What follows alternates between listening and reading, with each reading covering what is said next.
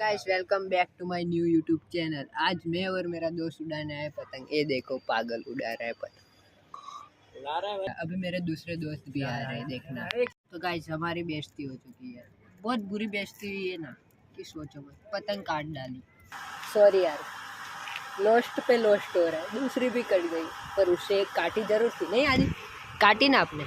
हाँ तो काटी ना, क्या करे बताओ। ये दुख खत्म नहीं होता इंशाल्लाह।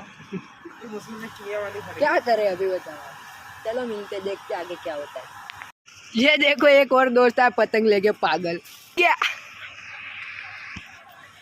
ये देखो आ गए सब लोग पतंग उड़ाने।